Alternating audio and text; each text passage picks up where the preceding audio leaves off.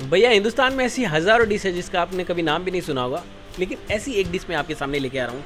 इसका नाम है मोगरी का चूरमा। ये मेरी माँ की स्पेशल डिश है। तो इसके लिए हमने लिया है तकरीबन 250 ग्राम आटा और उसमें हमने ढेर सारा घी ऐड किया है, तकरीबन 100 ग्राम घी ऐड किया है और उसको अब हम मिक्स करते रहेंगे।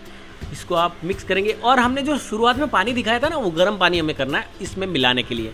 हमें ज़्यादा पानी नहीं मिलाना है, हमें आटा भी नहीं गूँथना है, हमें बस उसको थोड़ा सा पानी मिक्स करते रहना। घी अंदर मिक्स है ही है और उसको हम रखे रहेंगे ना, पहाड़ बना के रखेंगे। आपको आगे दिखाएंगे हम कैसे बनता है पहाड़।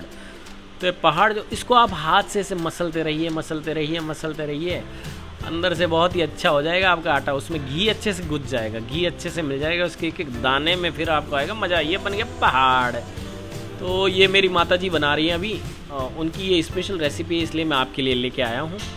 और फिर ये पहाड़ जब 1-1.5 घंटा पड़ा रहे, वापस आपको फिर से मसलना है, वैसे ही मसलना है जैसे आपने पहले मसला था।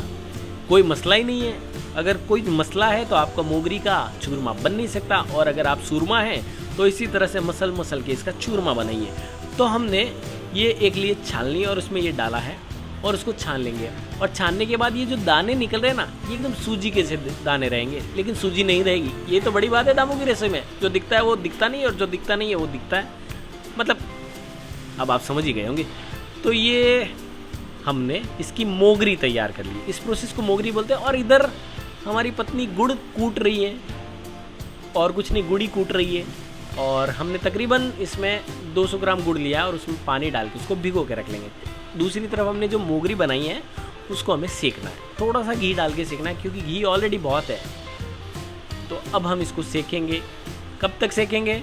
जब तक खुशबू आए, जब इसका रंग बदल जाए, जब ब्राउन हो जाए, जब आपको फील आए कि भैया ये आपके मुंह में जाने के लिए तैयार है, तब तक आप इसको सेकेंगे।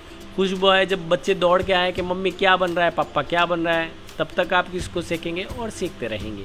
पड़ोसी भी आपके पूछने लगे भैया आज क्या बन रहा था, तब तक आप इसको सेकेंगे, है ना। तो सेकते रहो। तो हमने इसको तकरीबन आधे घंटे तक सेका है, मतलब आधे घंटे तक सेकने के बाद हमने इसको परात में निकाल लिया है और इसको थोड़ा सा ठंडा करेंगे। और दूसरी तरफ हमने जो गुड़ का पानी भिगोया था उसको घी में ऐड करेंगे, हम भगोने में डाल के थोड़ा सा हम उसको गर्म कर लेंगे ताकि गुड़ पिघल जाए। और इसकी चाशनी नहीं बनानी है, मतलब एकदम आपको कुछ सिरप नहीं बनाना है। और थोड़ा सा जब ये गुड़ पिघल जाए तब इसको छान के हमने जो मोगरी सेकी थी, मतलब जो आटा जो सेका था, उसमें हम उसको मिक्स कर लेंगे। और मिक्स करने के बाद डंडना डंडन बन गया आपका मोगरी का चूरमा। भैया इसको सूरमा लोग खाते हैं।